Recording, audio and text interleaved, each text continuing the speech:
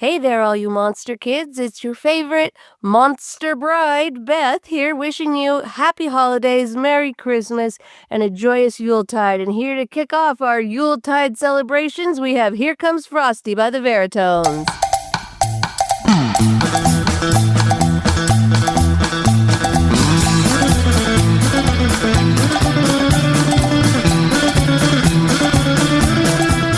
Well, you heard her, folks. This is Here Comes Frosty. The band is the Veritones. It's from the album Have Yourself a Vera Merry Christmas. You can find it over on their Bandcamp page, veritones.bandcamp.com. When you're done listening to this episode of the podcast devoted to the classic and sometimes the not-so-classic genre cinema of yesteryear, I'm talking about Bride of Monster Kid Radio. My name is Derek M. Cook, the writer, host, and producer of the show. Welcome to the show. Happy to have you here.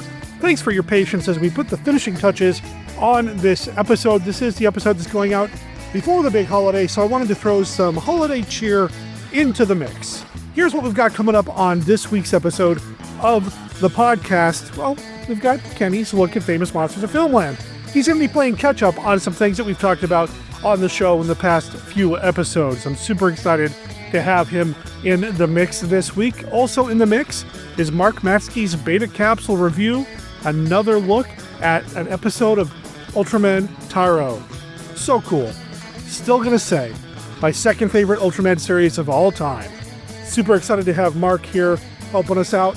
The big portion of the show, though, the thing that everything is built around, is an interview with a filmmaker that I didn't think I'd actually get for the show. I'm gonna be completely honest. He works in the horror subgenres of, well, everything really. You'll hear about it when we talk with Dustin Ferguson. Now, his movies might not seem like Monster Kid material, but that's okay. I mean, he and I still had a fun conversation, and there are a couple of movies in his catalog that I think Monster Kids would be interested in. And he's going to tell us about that when we chat it up with Dustin here in a little bit. In fact, I want to get to that. So why don't we go ahead and, get to it.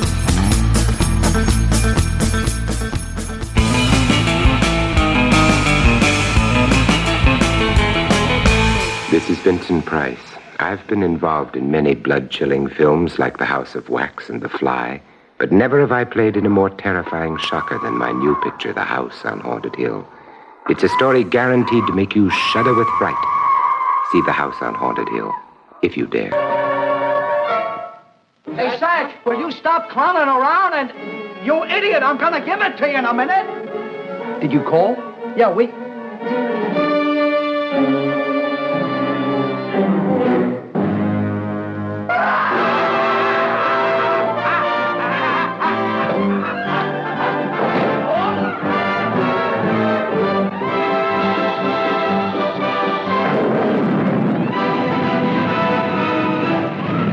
The Bowery Boys become spook chasers, moving to the country to pad down in a creep joint that's crawling with creeps. Linky, you need a shave. And a manicure.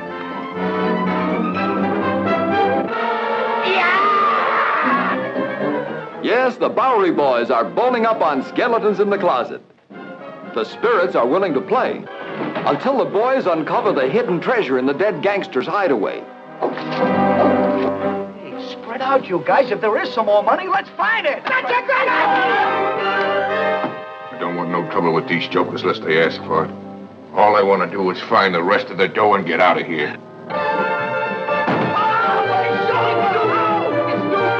Oh, Dookie, if I knew it was you, I wouldn't have hit you so hard. Okay, bright boy. Pick it up. Well, as long as you're that polite. It's a hustle and a bustle and a tussle between the guys, the goons, and the ghosts right in the crazy middle of a haunted house.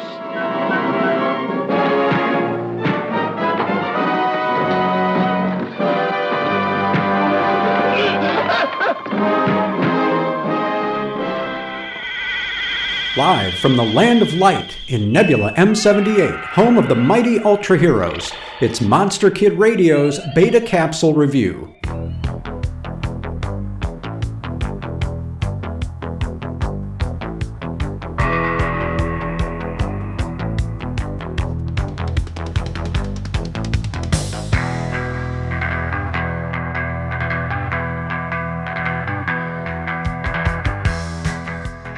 Ultraman Taro, Episode 16, The Monster's Flute Sings.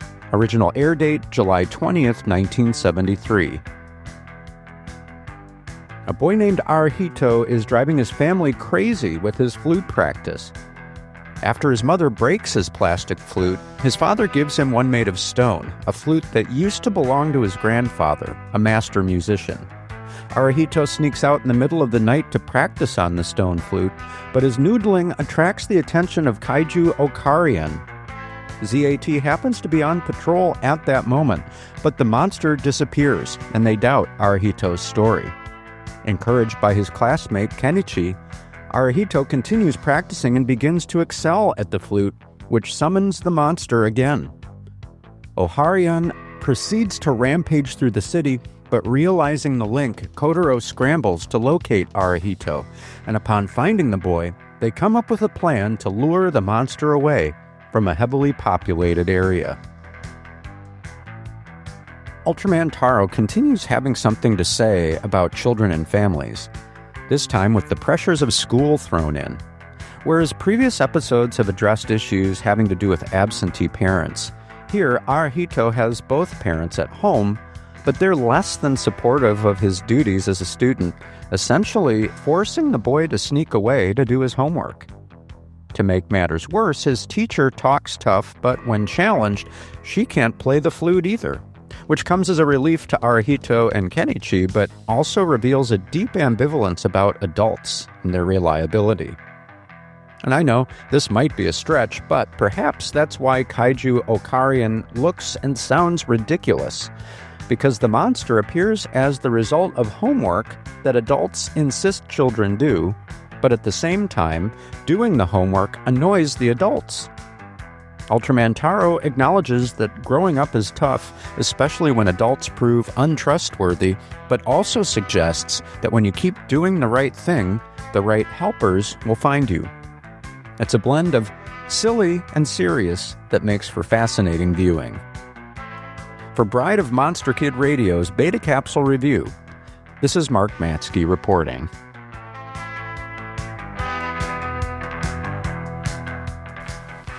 The Man Without a Body is without a doubt without an equal in motion picture suspense. The brain lives, schemes, plots, controlling everything and everyone, even severed from its body. Now man possesses the fantastic power of eternal life.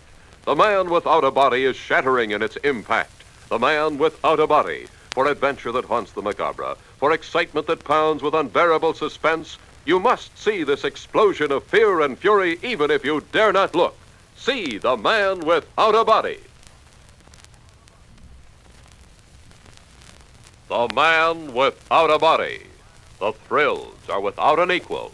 The tension is without an end.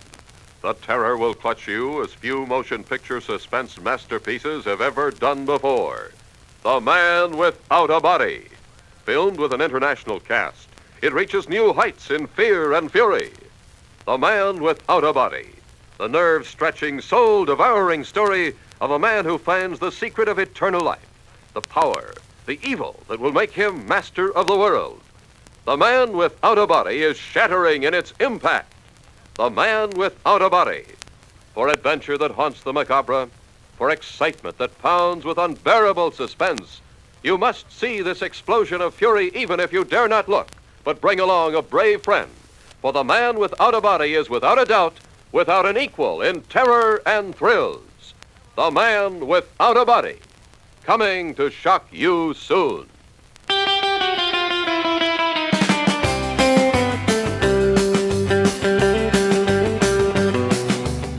Hello there, Bride of Monster Kid Radio heads. Today, for this holiday edition of our show, I am bringing you a triple header. The last 3 episodes of the show have had good reasons to do my segment, but life got in the way, so I'm bringing them all to you today. First off, 3 episodes ago, we talked about incredibly strange creatures that stopped living and became mixed-up zombies. Let's take a look at the eyes and see what we find. We have incredible invasion, incredible shrinking man and woman, but no incredibly strange creatures. This looks interesting. Never heard of it before. Let's see. The Incredible Dr. Savick. Could it be as incredible as the incredibly strange creatures? Gonna break out my FM 124 and see what it says. In this film, a new superhero is introduced, Professor Zovek. He has acquired his paranormal powers after extensive studies in monasteries in Tibet. The villain of the film is an obsessed scientist who creates vampire-like zombies. His great powers derive from his possession of a strange idol. Well, it has zombies, and it is from Mexico, so it has to be as classy and incredible as the incredibly strange creatures who stopped living and became mixed-up zombies. The next episode, we heard from B-movie actor Gary Clark. His 2 monster movies were featured in FM. Let's take a look at what FM 95 had to say about Missile to the Moon in its anthology article on giant bug movies. Missile to the Moon was about a couple of Earthmen who went to the moon and found a secret civilization on the dark side of it. Most of the moon people, there were not many, but they were beautiful, were pretty unfriendly. They soon decided to feed the humans to their hungry giant spiders. The false-looking insects were easy to outwit, and the hero saved the day for his companions. Clark's other classic monster movie was How to Make a Monster, which got the Royal Film Book treatment in FM 163. Let's hear some Clark highlights. Here, his presence in the film is introduced. Larry Drake, Gary Clark, is also employed in the diabolical plan in the guise of the werewolf.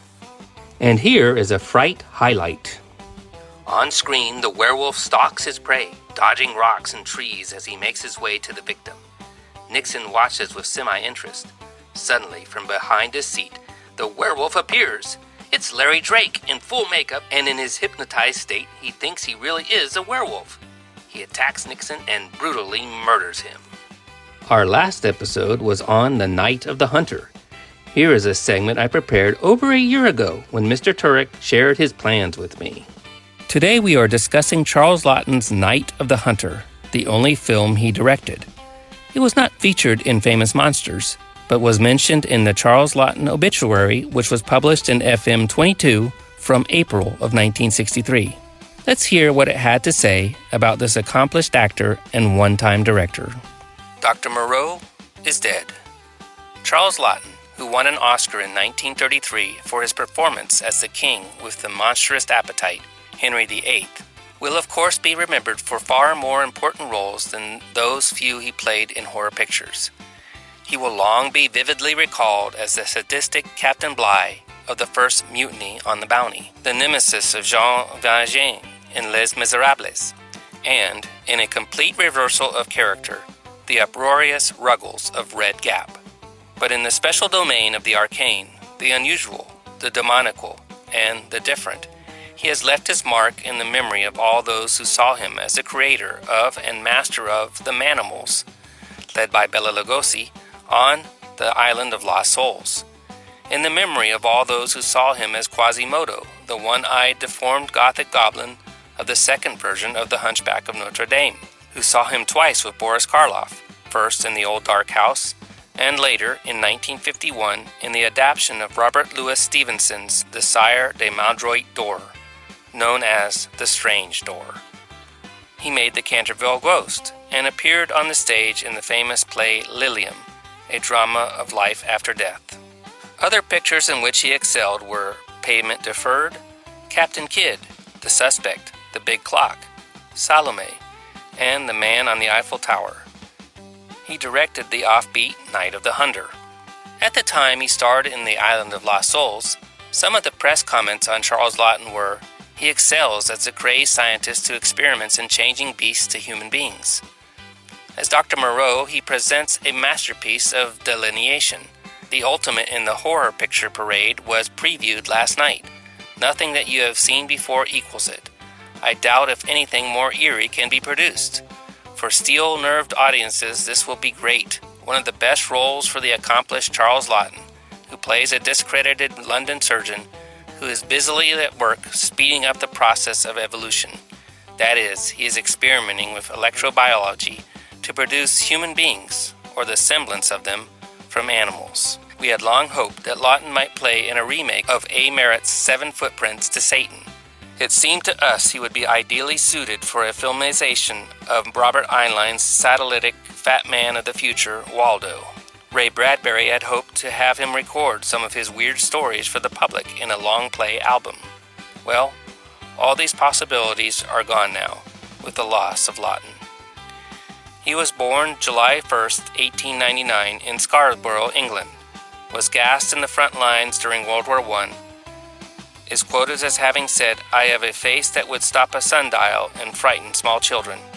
He frightened, but more often impressed, large children and large quantities of adults as well. At the age of 63, dead like Lon Chaney of cancer, Charles Lawton has gone to join H.G. Wells and Bela Lugosi on the island of lost souls. That is all for this special holiday episode of A Look at Famous Monsters of Filmland. We will have more next time. For BMKR, this is Kenny saying adios.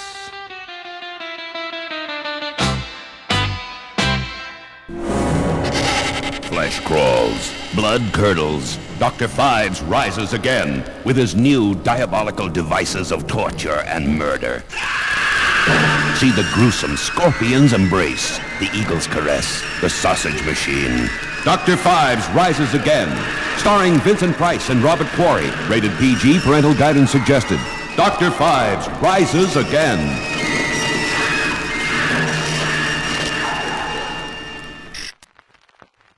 On October 31st, 1978, a live TV event shook the nation. What happened is true. What you are about to witness is the original, uncut broadcast that was never seen again until now. Murder, dismemberment, decapitation. Sounds like a great time, right?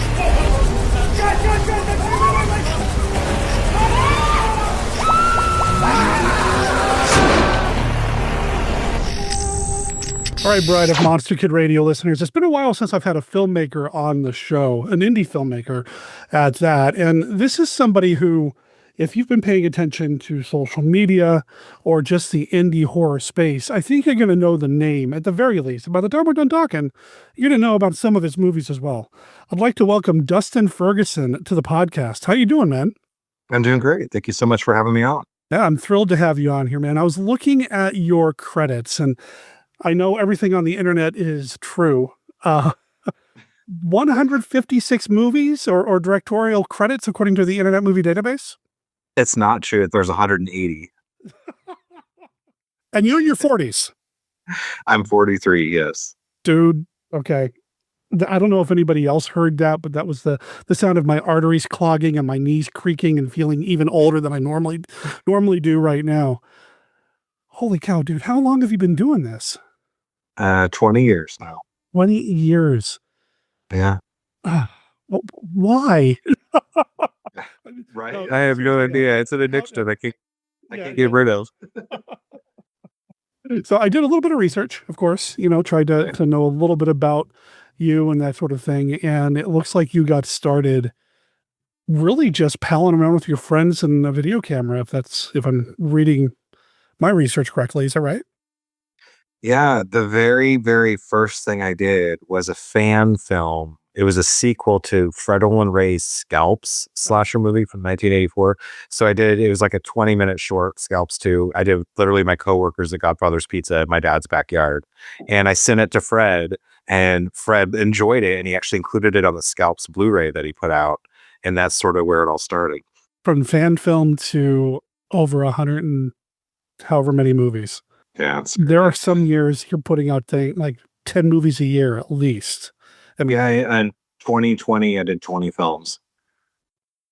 How does this happen? I just, with how much I've done, it's become like a routine, like kind of like a well-oiled machine. I have like dedicated people in different departments. And so it's just sort of like process from start to finish. We just have usually 4 or 5 movies in production at once at various stages. So that way there's always different movies coming out about once a month. You're just feeding the machine, keeping it going. Yeah, definitely. I'm sure it helps that the kinds of movies that you seem to make are in the genre that you love. You're a horror guy. Oh, yeah, definitely. It's been my passion my whole life. That's what got me into it. I was a big horror fan. I was in the local newspaper in my early 20s for having a horror movie collection of over 5,000 titles. And that actually went on to become the starting inventory for the video store that I'd opened before I moved out here. You had a video store. I had a video store that it was called Old School Video. We had VHS, DVD, Blu-ray, VCD, video games, laser discs, and I had it for only about a year until I decided I was going to move out to California to do my films full time. So I sold the store to one of my regular customers, the entire store and all the inventory, and I just took what I could fit in my car and I moved out here about 8 years ago. So you knew, I mean, this was it. You were going to be a filmmaker. Oh yeah, because I had done up to that point, I'd done 50 films in Nebraska. And so my 50th film was Nemesis 5, which I shot. It was my last film in Nebraska. And that was sort of when I had an epiphany and realized clearly this is my passion and what I'm meant to do. And so I signed a 4-picture deal with Wild Eye Releasing and used that as my basis to move out here. And I've been here ever since. Has filmmaking always been something that you've wanted to do? Just growing up, has it always been in your vision? I think so. I don't know that I necessarily understood what that meant. Like growing up, I was, I have a blade show. I actually worked on this Full Moon Blade movie. I was a big fan of Full Moon growing up. And so I used to watch those video zones at the end of the tape. And those are what inspired me, literally, is watching those and seeing the process and seeing how much fun it looked for everybody to come together as sort of like a community to pull this whole project off, behind the camera to see how it turned out in front of the camera. And so that whole process really interests me. And I feel like I've really modeled a lot of my own business off of sort of like the 90s Full Moon and Trauma style. And it's just sort of morphed into what it is now. That is something that I've noticed. I also was interested in film, and I used to think I'd be a filmmaker when I grew up. But one thing that I have noticed is that, especially when it comes to the genre film community, is that it is a community. You don't see this same style of community and coming together in, say, like the romantic comedy community. Is there even an indie romantic? Yeah, there's the community for that. I don't think. Yeah, exactly. But when it comes to horror, and maybe a little bit with sci-fi, but when it comes to horror, for sure, you see this kind of, hey, kids, let's put on a show mentality that just comes from everybody just loving what they're doing. Is that where it comes from? Is the love, or is there something else, some other magic at play here, you think? 100% it's the love. I mean, there's other things obviously that kind of like add on to that, but the love is the driving force. I wouldn't be doing so much if I didn't love it so intensely. I think that I've tried to quit in the past that I can't. It's like I'll go like a month and then I announce 4 more movies. And so it's in my blood. I can't escape it. And I've just surrendered to it at this point. Do we need to hold an intervention, or is that just going to... People have tried. It doesn't work. I'm sorry. Holding off for a month and then, hey, 4 more movies. Yeah, that doesn't sound like it's going to work at all. How long does it take? That exactly. It literally backfires. I create more as a result. So they shouldn't do this to me. How long does it take for you to get from pre-production to production? I mean, depends. Like I've done it really fast. Like I've announced a movie that I invented the concept the day before. We were shooting it in 2 weeks and had it out in a month. I think we live in a really cool era now where like things like digital and streaming and stuff like that, and print on demand manufacturing and stuff has made it possible for people like us to literally do that. And I think that with social media and the way that the internet is now with audiences, everybody has these short attention spans. So if you announce something, don't put it out for a year from now, no one's going to care in a year. It's like now you got to keep that ball rolling. We announce something and we have it out quick enough that people still remember what we're talking about. And then we kind of build upon that. I do a lot of franchises and sequels of my own stuff because I will find what works with all the different things I do. And then I'll just build upon that. That's why a lot of the stuff I do grows into like between 5 and 10 sequels, because I know that's a guaranteed fan base. And that's every once in a while you dip into a sequel for a franchise that you hadn't been involved with. And I'm speaking specifically of the Witchcraft film. I saw this year you were posting about being involved with Witchcraft, and I thought that they're still making that series. And I mean, you were part 17. Yeah, the last one, 16, I think was about 10 years ago. Again, that was sort of a franchise that I remember growing up always seeing. It was like a staple at video stores. You always saw those sequels. Everybody knows of them. And so for me as a kid, when I was thinking about making movies, to me, that was always like, I'll be a real director when I make a movie like Witchcraft, because it's a movie that'll be at the video store. People will see. And so my whole life, that's always been in the back of my mind. And in 2015, I reached out to David Sterling, who's the producer and current rights owner, about it. And he made a deal with me that if I directed 2 Camp Blood movies, which I admittedly wasn't a fan of the franchise, that if I did, well, it was supposed to be 1 Camp Blood movie. If I did that he would let me do a witchcraft. It was sort of a trade. So I started to do Camp Blood 4, and the day of production, he asked me to turn it into 2 movies. So it became Camp Blood 4 and 5, which just stretched that meager budget even further. And once I completed the film, I inquired about witchcraft, and he actually told me, well, that his agreement with another rights owner, that the original rights owner said he can only make a new sequel every 8 years now. And since they had just made one last year, I had to wait 8 years now to make a witchcraft. Because I guess the problem was they had done 3 of them back to back, and the original rights owner thought that was too many too quickly. And so he wanted to start spacing out the sequels. And so after this, I had to wait this whole time. And then lo and behold, David called me up just this last year and said, okay, you can make a witchcraft now. So I did. I remember those movies. I did what every film geek in the 90s did. I worked at a video store. You had a video store. So yeah, I worked at a Blockbuster Video for a couple of years and then an indie store when I was in film school. So I remember the witchcraft movies sitting on the shelf, and every once in a while getting a new one and trying to line it up so that, they looked cool on the shelf because they all have that very unique branding on the cover on the insurance tapes. Yeah. It looks cool. I had no idea they were still they were still going the 17th installment. So you watched all the previous ones to make sure the continuity fit, right? So yeah, so here's the thing, there is no continuity in that series, right? They are all over the place. So my sequel does bring continuity. What I actually did is I explained why there's a different William Spanner in all the films, because he comes back through the different eras to challenge the different witches through time. I used flashbacks from the previous installments as nightmare sequences for the main girl. So it's sort of like she's getting these visions of the past. So it can actually be the first movie to connect all of the sequels together. So that was actually my whole intention with it. Was the series is such a mess, and you can't really watch them all together and make any sense of it. And so I tried to do that with mine. You think you pulled it off? I feel like I did. I will say that I'm my own worst critic. I hate my own films. Most of my films, I'm public about that. And there's maybe 5 of the 180 that I enjoy watching, and this is one of them. Become a podcaster and then listen to your old podcasts. I can't. Yeah. Well, especially when I'm doing so much, it's like people don't understand that. Like a lot of filmmakers only make 1 or 2 movies, and they're like their babies. When you're like 180 movies down the road, it's like, I don't want to watch something I made 100 movies ago. Please, it's going to be by my own standards pretty bad, Sure. Well, as an artist, you're always trying to grow and do something different, and not kind of just repeating yourself. Yeah, and that's what's tough, though. That's what's tough, because I also am a fan, and so I can understand, for myself, when I am a fan of other people's work, we tend to like their original stuff. I like the original Halloween, the original Texas Chainsaw. I like House Dozen Corpses. But all of those directors often feel that that's their worst work, because they've come so much further now. They have bigger budgets. They're working with studios. And so I see both sides of it. So I try to be conscious of that and aware at the same time. I've mentioned that I'm not a fan of my older films, but I also try to not disrespect them in a way for my fans to not enjoy them, because those are some of the most popular films of mine with the fans. I get it. Yeah, that makes sense. And, you talk about the older films being the ones that you're the fan of. I'm the same way.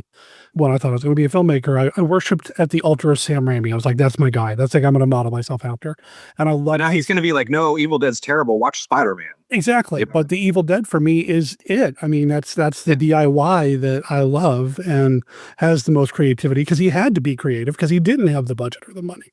So yeah, it's just interesting though, because the dynamic's so different. It's that's the perspective of the fan, where it's just like, right. Wow, it's so gritty and interesting and it's real and it's the roots of it. But for the person that made it, it's like, oh my God, that was a nightmare. Thank God I have a budget now. Right. It's so different. It's interesting. And you have to do that so often because of all the different movies, and you're constantly working on stuff. Yeah. Is it because they are smaller release movies that you have to keep going to kind of keep the machine moving? I don't know sort of. More of it's I'm trying to build for my retirement. I'm at an age now where I've got a lot of energy, and this is my life. And so I have to build enough in royalties that at some point I can step away and not have to do this anymore. I'm pretty much at that point now, but that's where I don't want to stop. I want to keep going a little bit further so that I don't have to worry about it. So essentially I tend to go maybe another 10 or 15 years, and I would like to retire at that point. So right now, this is sort of just the era where I am just grinding them out, because I'd like to get to at least 250, and then I feel like I'll feel comfortable enough to step back. You've mentioned on Facebook, I saw one of your posts not too long ago where you were talking about maybe pulling back and doing longer productions, bigger productions, that sort of See how that didn't work? Yeah. Like, it lasted like 2 days. Another kind of sort of franchise that you've dipped into a few times, and I don't know if you can call it a franchise really, but you've done what, 3 Amityville movies? Yeah, I did. I don't understand the Amityville thing. Can you explain it to me? Basically, what most people don't realize is the only official Amityville films is the original and the remake. Even Amityville 2 is not an official Amityville installment. They've just been collectively assumed to be part of this franchise because they have the Amityville name, but they're all produced by different studios. And the reason they're able to do this is because Amityville is a real place. Since it's a real place, anybody can make a movie about Amityville and put Amityville on the title. And so marketing, obviously in the 80s and 90s, was like, damn, we can do this as direct-to-video movies and people will just assume it's part of the franchise. And so they've been doing this since the 80s. And so this is the stuff that's coming out now, you see, is just sort of a resurgence of that. So like one of the original people to bring it back in like the mid 2000s was Wild Eye Releasing. Mm-hmm. So they were doing some films. I decided to do my own independent one. It was originally called Amityville Legacy. And so I did that independently. And Rob actually at Wild Eye reached out to me about obtaining it and making it one of his films. And so I finished the film and I gave it to him, sold it to him, and he rebranded it as Amityville Toy Box. And he added some new footage to it. And then he actually commissioned 2 sequels from me. I did Amityville Evil Never Dies, which he turned into Amityville Clown House. And then I did Amityville in the Hood when I moved out to California. And despite the different titles and subject matter, they're actually a trilogy that continue from each other. In this whole world of these Amityville movies that are coming out, none of them are connected to each other. They're just random offshoots people are doing. So I'm really the only one to do like a series within that. So that was my intention with it. We talked about Amityville Horror, the original, here on the show earlier this year with David Annandale, and I was trying to make it make sense in my head. I was trying to build some sort of fan canon. How do we get from the original film with James Brolin and Margot Kidder to Amityville in space and Amityville back rooms and your Amityville in the Hood? Like, I couldn't make it work, and yeah. It doesn't work. It literally doesn't work. Yeah, I was warned not to think too hard about it. Well, and that's the disappointing thing. Like you mentioned some of those titles, you know, like I feel like I was right on the cusp of before it got out of hand. Like there was the early resurgence, I think about 2014 with, I think it was called Amityville Terror, or Amityville Murders. The one by Daniel Farrens came out to theaters. That was sort of like, that spawned this new resurgence of these direct-to-video ones. And so I was sort of like the first one with Wild Eye. I did that trilogy. And now you're seeing things like Amityville Toilet. And it's gone so down the tubes that I would never go back to it at this point because it's just become such a joke. Yeah. Do you find yourself trying to either chase or stay away certain trends in the indie horror market? I've noticed, I've started a few, and I feel like I like to stay ahead of them that way. I think that, well, during 2020, people were really struggling, the whole film industry, how they were going to survive. Yeah. So I actually started doing these like remote filming movies through Zoom and with like one actor with CGI and remote locations. I was able to pull out 20 movies that year. And lo and behold, starting the next year, you see all these people doing Zoom movies and people doing stuff over recordings. And so like also around the same time, because funding was so tight, I decided I would start selling producer credits. I was selling associate and executive producer credits as a means of funding my films. And now it's what everybody does. It's flattering in a lot of ways, but that's the point is I always need to stay ahead before everybody else is doing it and it becomes a thing of the past. And so like right now, you know, I'm utilizing a lot of AI in my films because that's the next thing. And it's going to be coming about a year from now that everybody's doing it and nobody will want it anymore. So AI has it's triggering for a lot of people. I have my own thoughts on it. How, I'm not going to say justify it, but how do you know what? I am going to say it. How do you justify it as an artist to use AI in a movie? I think that just like Photoshop and just like CGI, that it's a tool. You don't let it completely replace your work. What I use AI for, a big part of what I use AI for is to clean up the vocals on my movies. Okay. And so like it gets rid of background sounds. It makes the audio sound like it's professionally recorded. So it's literally a tool. If you use it for like, what I do with a lot of my posters is I make my posters in Photoshop, but then I will put it into AI and have AI recreate my Photoshop poster so then it looks smooth and polished and the lighting is right with all of the layers and it looks blended together properly. That's what I'm using it for. I don't want to go in and like type in a prompt and then there's my poster, because you see people that do that, especially with ChatGPT, and you can tell they're all made by ChatGPT. They have very particular color layouts, the font's all the same. It's always slightly not centered right, and that is obviously admittedly lazy. And a lot of people argue that it's artist theft because of the way that AI trains. Mm-hmm. But my justification, and I don't want to call it justification, the way that I try to explain it to people is that it's really no different to me than when I'm looking at a poster of the Texas Chainsaw Massacre, and then I'm copying the design and layout of that for my own poster so that it looks professional. That's exactly how a person learns how to do things, especially in the genre, is they look and they mimic, and that's what horror is. We're always replicating and recreating. So I don't understand how, like, if a robot or computer is doing that, why that is inherently bad or worse than a human doing that, because people will look at my posters like, oh, I love the homage. But then if they look at an AI poster, like, that's artist theft. And so I don't really see how that is artist theft, and what I am isn't artist theft, if that's what you're calling it. I think justify immediately makes people feel like I'm trying to put you on the defensive, and I'm not. I use certain tools to make my sound better on the podcast. So I totally understand. And I think there's a difference between using tools in that way and then just flat out using generative AI to, like you said, put in a prompt. I mean, obviously, the main reason it's triggering, especially for artists, is people are afraid it's going to take their jobs. Yeah. And I think that that's been the scare of technologies as old as time. They thought self-checkouts were going to take everybody's jobs. They didn't. They're getting rid of self-checkouts in most places now. I think that Terminator 2 didn't do us a lot of favors as far as like people not being afraid of AI, because people tend to forget that, like, even though there's some sort of reality in what was said in that film, it is just a film. It's like saying that, oh my God, we can't go out on Halloween because Michael Myers might kill us because I watched Halloween. It's not real. It was invented by someone that was telling a story. It's Michael Myers is based on people killing people and kidnappings the same way that was based on artificial technology at the time and computer graphics. And so I think that a lot of times people get lost in that sort of narrative of like, well, I've seen Terminator 2. I know how this ends. And I think that we have to kind of remove ourselves sometimes and really focus on the reality of what we're dealing with. Okay. No, that's fair. That's fair. You mentioned the Halloween and not going out and getting killed by Michael Myers. And I immediately think about Halloween 2, and there's a throwaway bit with the kid with the razor blade being escorted into the ER. See, there you go. Which turned out to not even really be a thing, but it was never happened. There's no recorded case of it ever happened. And then everybody started freaking out because, yeah.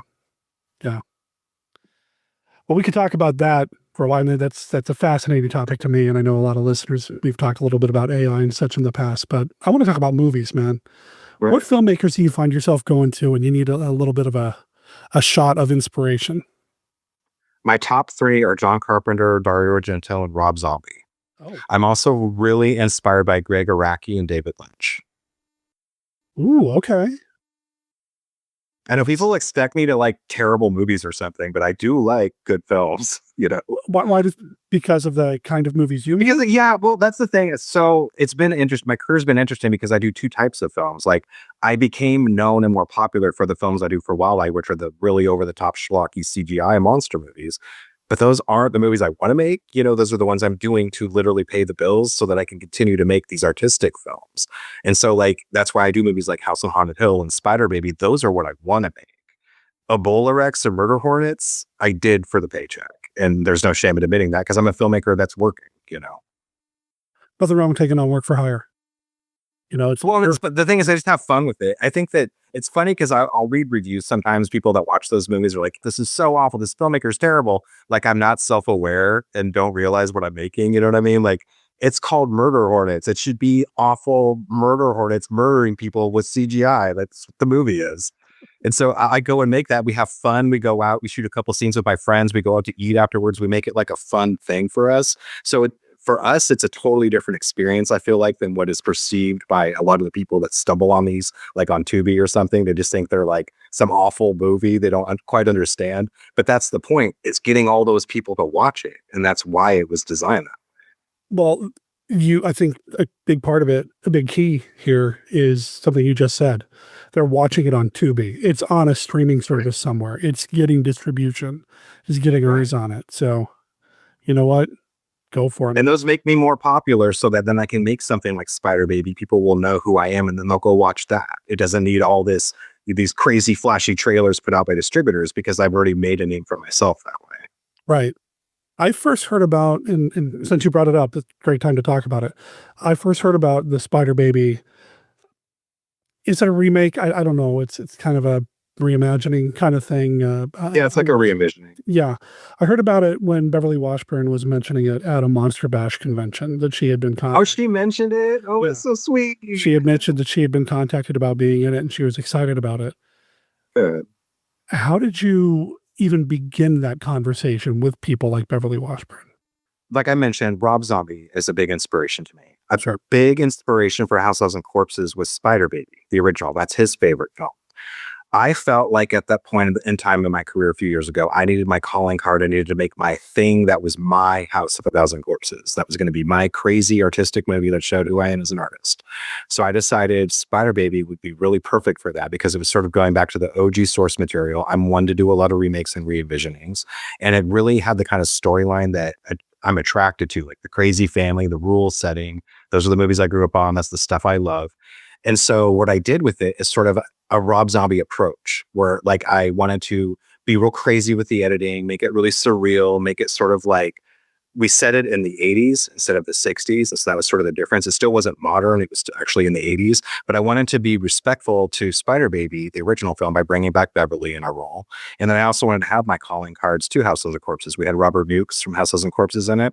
And there's also a scene in the film. It's a scene with, the kids, they have a puppet show with these two dead animals.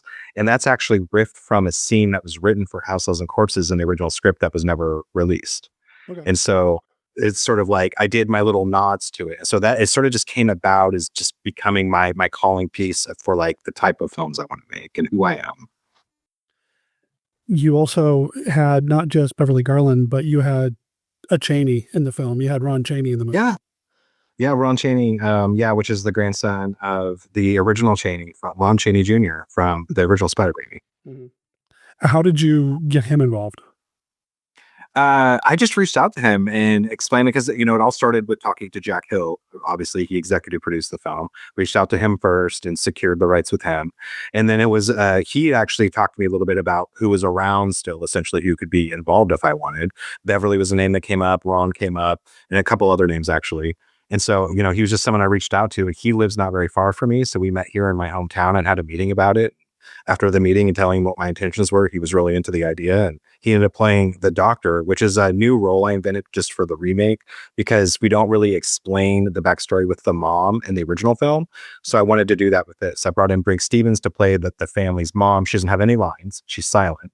But then we had him play the doctor. And I mean, it's not really a spoiler that she ends up arranging to have the doctor killed. And that sort of like sets off the whole story that we know from the original.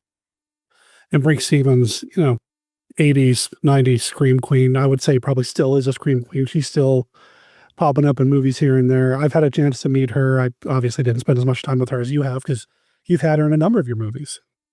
I think we've done 22 films together now, which is crazy. Well, you're in California now, right? Yeah. So you have access to a lot of the people that happen to be out there, which is great that you're able to kind of surround yourself with talent like that. Brink is I think it does elevate the films, especially because I'm trying to, I haven't told this story very often, but like I started making movies without the intention of other people seeing them because I wanted to make movies like, because this is like the early 2000s. I wanted to make movies like the way they used to in the 80s and 90s because I noticed that the trend was changing then and they weren't really being made that way. And so I'd made a couple of those shorts originally and I'd only shown my friends, and it was when I made my second short film, which was a little short called Horror House. My friends told me I should do a screening. They're like, you should show this to people. You can probably sell copies out of the trunk of your car. And then I literally did. And then that's just sort of like, how it all spawned after that. I'm trying to think to back in the day when I was running around with my friends with a video camera, trying to make movies and that sort of thing. I always wanted to show my stuff to people. So I can't wrap my head around the idea of just not, like I was always thinking like, how can I get this in front of somebody? So that's, yeah. Well, and I think that, and so it's just always been like, I think that's like back to like the original point, like involving people like Brink. It's sort of just been part of the whole thing of what I do, trying to make them like they used to be. Like I can bring these roles that are very similar to the roles she used to have. And I bring like Michelle Bauer and these other people in too, because they're not getting a lot of work anymore. And the stuff they do, a lot of people know isn't the best because they're just working and they're trying to survive at this point. And so I know that with my films, I can provide a really good environment for them. I can do something that's really fun, they're going to enjoy doing, and not be embarrassed to promote on their social media. That is something else that I've noticed about the indie horror community, is that we tend to take care of our own and those who came before in that way. And I find that really respectful and really cool. Well, because it is a team effort, and I'm always very vocal about that I'm not over here making these all by myself. I have a whole team of people behind every single individual movie that makes these things possible, and it's because we all collectively love doing it. I want to talk about the one that really caught my attention. But before I get to that, I was going through your filmography and I wasn't aware of this. You made an old Dark House movie a couple of years ago. Me too. Well, yeah, it's called The Old Dark House of Mystery. Yeah. Yeah. And then, the follow-up, The Dark House of Mystery. I need to see this. I love old Dark House movies. Is this a subgenre that you had a lot of affection for? Oh my God, yes. Again, it kind of goes to like my more artistic side as a filmmaker. I love the creepy old black and white period pieces with the gorilla creeping around in the dark shadows. Yes. And so, yeah, I love that stuff so much. And so, where we shot Spider Baby, the owner of the house, it was this big film ranch, a mansion, tons of rooms, and it's very like old school decorated. The owner, Jennifer Marati, she let us use it for Spider Baby. And so I talked to her while we were filming Spider Baby because we found this old secret passageway. It was like this bookshelf that you opened and it went to this like passageway. And that spun this whole thing. I'm like, oh my God, I make a whole movie around this. It's so like, okay, but like, I want to do this period piece like in the 30s where it's got secret passageways and it's got the gorilla sneak in between. So it all kind of came together. So I did Dark House of Mystery first. I did them kind of as shorts, like it's like a 45, 50-minute short. And then I did Return to the Dark House of Mystery a year later with the same characters. And then, so what I did for the official release, which is out from Allied Vaughn and on streaming, is I combined them into one feature. Now it's called The Old Dark House of Mystery. Okay. You can see it as like an 85-minute movie on streaming. Oh, that sounds cool. And where can you see that? You said it's on streaming. I know you, at least at one point, used to have your own streaming service. Is that still a thing? Or yeah, I still have my own streaming service. It doesn't have a lot of the newer titles on it because I've been shifting things to Tubi. Like that one specifically, I think is on Amazon Prime right now. It might be on Tubi. I'm not 100% sure, but that's from I go through Film Up, so a lot of my stuff will end up on Amazon and Tubi. Yeah, I'm gonna have to check that out. Like I said, I love old Dark House movies. Are there people that you've been trying to get into your movies, like a Brink Stevens or a Michelle Bauer, that you're still hoping for? Would it curse you or jinx it if you were to mention who you're trying to get? It's funny because there's not like any like big A-listers and I'm like, oh my God, like Tom Cruise or anything like that. For me, it's just like because it goes back to just my love of the genre. Like it's more important to involve actors from like weird, obscure 80s slasher films nobody's seen but me. Like those are the people that I like including. Like, I've been very stuck on Houses and Corpses, the last few years. I've been trying to get different actors from that movie involved in my films and stuff from like Texas Chainsaw Massacre, those kind of actors. And for me, it's really about like every time I do something, like I just did Midnight 3, which John Russo produced.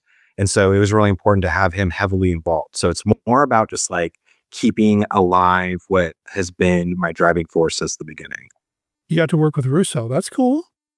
Yeah, he was such a nice guy. He really went above and beyond, like trying to connect me to all these different people to be involved. He really wanted to help me get like a bunch of his old actors, like from like Return of the Living Dead and stuff like that. But we just didn't really have the time because it happened very fast. Like right after I basically paid him for the rights, I think we were shooting it like a month later.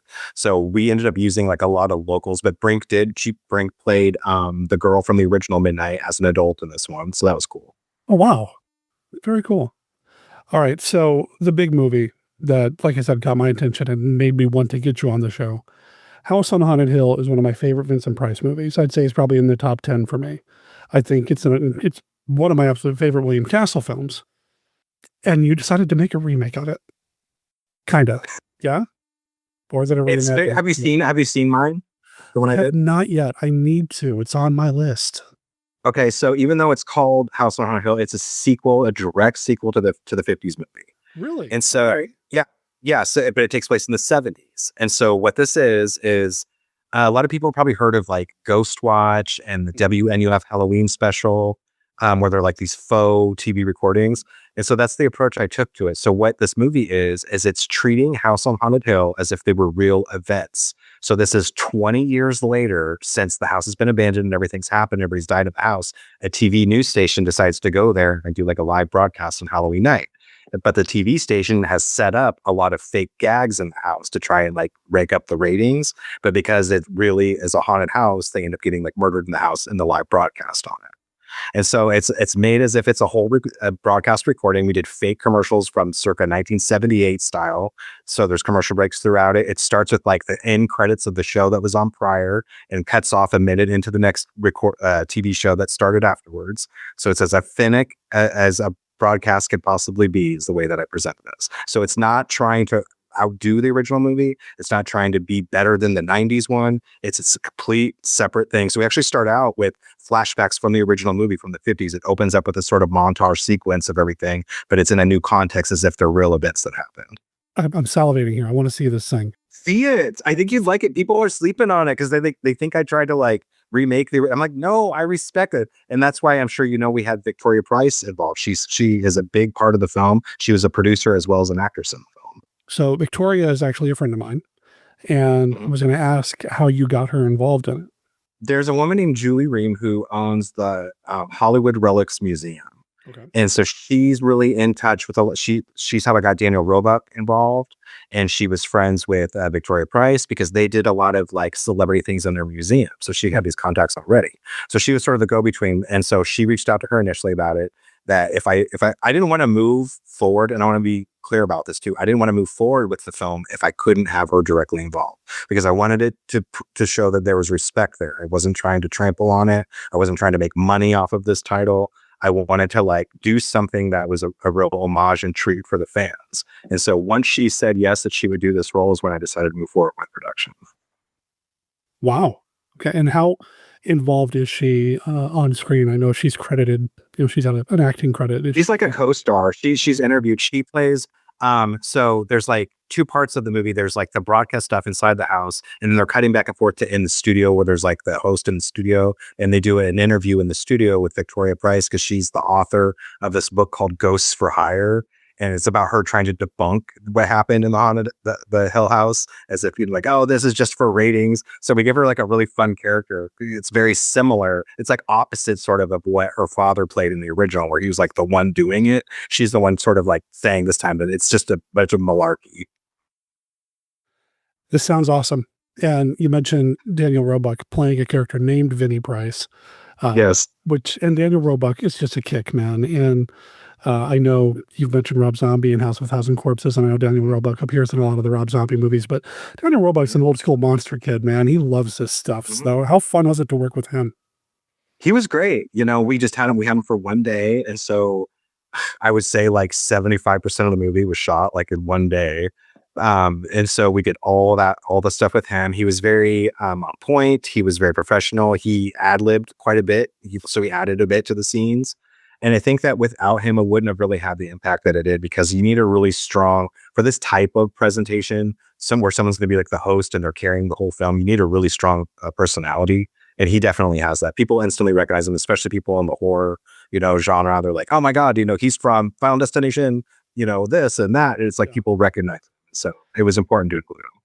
Oh, and he's fantastic. I've had a few conversations with him over the years, and I know he goes to Monster Bash now pretty much every year at this point. And I mean, like I said, he's an old school monster kid, so you could talk monster movies with him, for days. Or you get somebody like my mother who knows him from Matlock, so he's got that cachet. Yeah, definitely. And it was an honor to work with him. I was really glad that he wanted to be a part of it. You got to see Courtney Joyner in the film too? Yeah. He plays he plays like one of the news broadcasters. Like when the program ends, it goes to like a news update about how everybody disappeared in the house, and that was actually a real thing. He's the one delivering that message on the news. And are these people that you interact with normally, or is it strictly a professional relationship with these people? Courtney's always been a really nice guy to me, a really big fan, like mutually, because obviously he wrote Puppet Master 3. So was my initial introduction to him because there's a San Fernando Valley comic book fest that happens. Now it's in North Hollywood. It happens a few times a year. And so when I first moved out here, I was frequently a guest at that, and he was too. So we would have tables next to each other. We kind of like got to know each other. And I know that he used to date Brink Stevens. And so they're all kind of like interconnected. Like I call it the Jim Wynorski circle.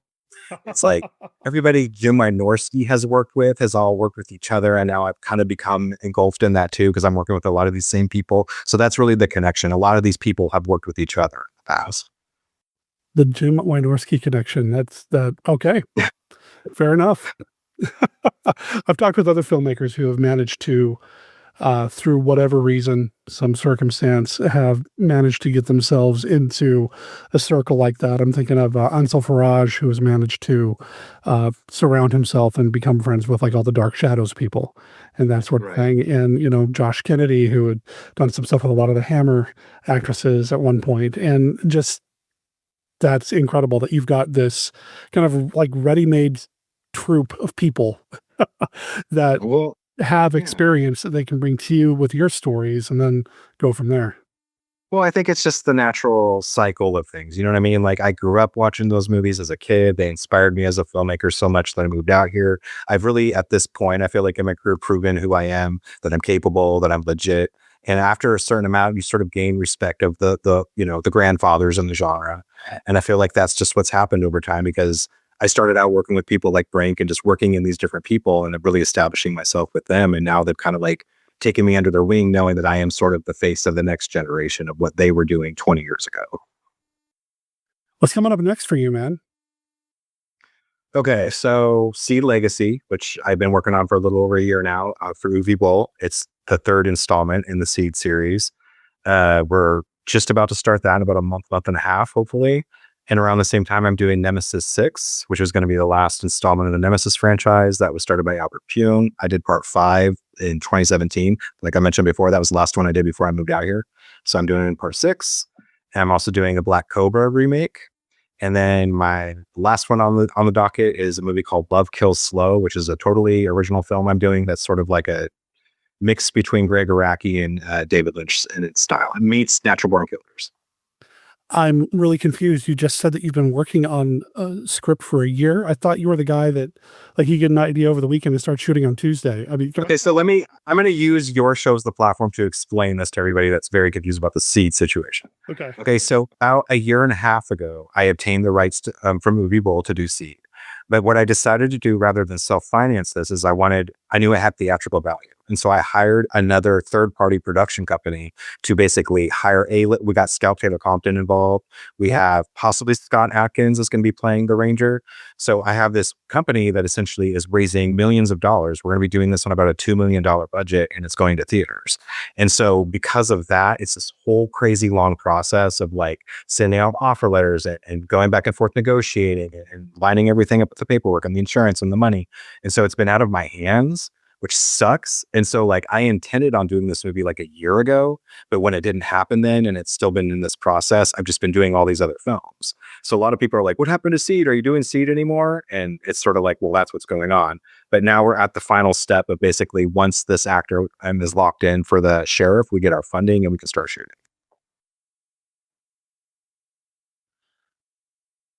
Do you sleep? Everybody asks that. I do. I sleep a lot. I go to bed at 10 o'clock at night, but I'm up at like 5:30 in the morning. That's the thing. I usually get up and I do all my work early. I get a lot done every day. I'm very productive and I'm an energetic kind of person. So I just get a lot done, but I sleep every night. I promise. Well, I'm glad to hear that because we need you to stick around for a while because, you've got more movies to make, man. I know. Endless amounts. You said that there is a streaming service that you have, as well as a lot of your movies being on other platforms. What's your streaming service so people can check that out? It's SoCal Cinema Studios on Vimeo. And so it's like VHX, their old channel VHX. So if you just Google SoCal Cinema Studios streaming, it'll pop up as the first. Okay.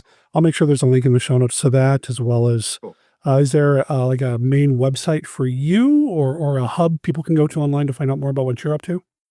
Well, I have my web store. I sell all my movies on my DVDs and Blu-rays. I'll make sure there's a link to that for sure, in the show notes over at monsterkidradio.net. I want to wrap up by asking you a personal question. Like I said, the top of the earlier, I used to think I'd be a filmmaker when I grew up, and for whatever reason that didn't work out. I'm older than you. I just turned 52. You think there's still a chance I can make it? I think it's never too late to start. There are people that are like in their 70s that are in their prime of their careers right now. So I don't think it's ever too late. All right. I'm gonna quote you on that when I'm looking for financing. Okay. It's like Dustin said that he's made like 200 plus movies. He knows what he's talking about. So exactly. Well, that brings us to the end of this episode of Bride of Monster Kid Radio. Super excited to have you here. Super excited to have had you along for the ride. Big thanks to Mark and Kenny for being part of the show this week. Super big thanks to Dustin for appearing on the show and sharing with us a little bit about what he's into, what he's all about. And I cannot wait to see his version of House on Haunted Hill. That actually sounds really cool. This is not something that he and I talked about. I could have brought it up, but I didn't want to take up his entire afternoon. And you know how I get when I start talking about public domain and copyright stuff. I'm a copyright nerd. I find that stuff fascinating.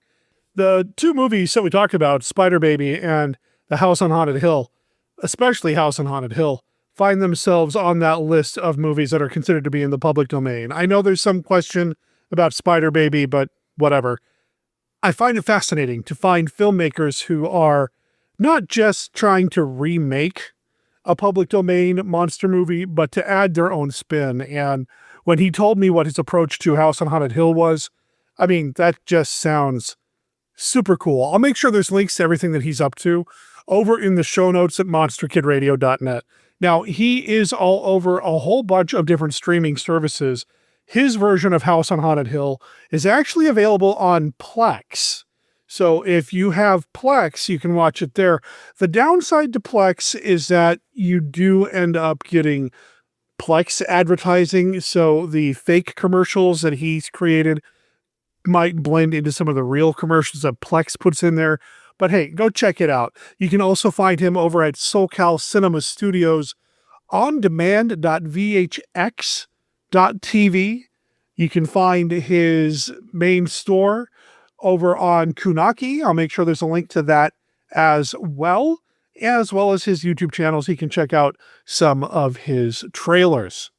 Again, thank you, Dustin, for being part of the show this week. Listeners, I hope you go check him out and let him know that you heard about him here on Bride of Monster Kid Radio while you're spreading the word about Bride of Monster Kid Radio on all of your different social media platforms, whether that be Facebook or X or Blue Sky, wherever it is you hang out online. Please consider sharing the show, linking the posts to wherever, just so that we can help grow the audience here. Because in 2026, we want to make Bride of Monster Kid Radio even bigger and better than it is now. We can only do that with your help. So we're looking forward to, well, y'all stepping up and helping us out a little bit. Consider this your call to action. And while you are being called to action, make sure you let people know you can find out everything you need to know about the podcast over at monsterkidradio.net, where you're going to find links to everything that we've talked about. You're going to find links to Mark Matzke's podcasting. You're going to find our contact information. Our email address is monsterkidradio@gmail.com. You're going to find our voicemail line over there. It's 360-524-2484.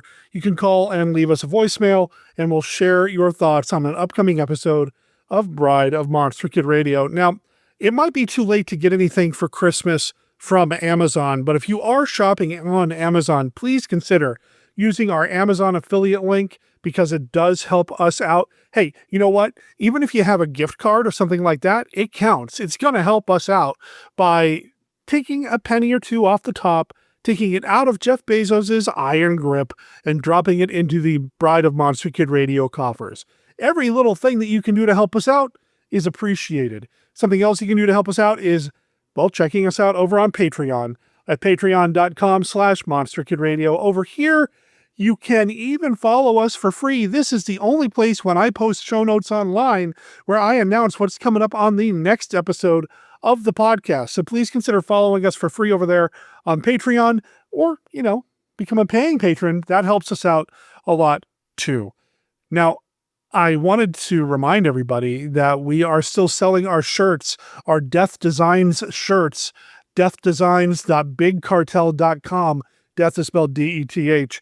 We're going to keep the sale going through the end of the year. I know I started it on Cyber Monday, but you know what? These Hawaiian style shirts, $30, and that includes free shipping here in the U.S.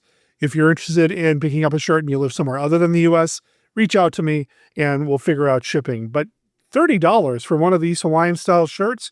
I'm talking about the Crestwood House style shirt, the 3D glasses, the monster movie collage, all the stuff that we have over there. That Blackula shirt, I really need to order one of those for myself. I think it's pretty sexy. Anyway, you can go check that out at deathdesigns.bigcartel.com. We do have a ladies Hawaiian shirt there and a skater dress as well. They're also $30 right now. Go check it out. Bride of Monster Kid Radio is a Team Death production. All original content of Bride of Monster Kid Radio is licensed under a Creative Commons Attribution, Non-Commercial, No Derivatives 4.0 Unported license. You can learn more about Team Death, our other projects like Death Designs, Mail Order Zombie, the Team Death YouTube channel, and more at www.teamdeath.com. Remember, death is spelled D-E-T-H. All previous episodes of this podcast, as well as the original Monster Kid Radio podcast, are available at www.monsterkidradio.net. Please rate and review Bride of Monster Kid Radio wherever you download your favorite podcasts. Here Comes Frosty is by the Veritones. You can find it at Have Yourself a Vera Merry Christmas. This is their Christmas album over at veritones.bandcamp.com. Go check them out. Let them know that you heard about them here on Bride of Monster Kid Radio. My name's Derek M. Cook. I'll talk to everybody next week. Ciao.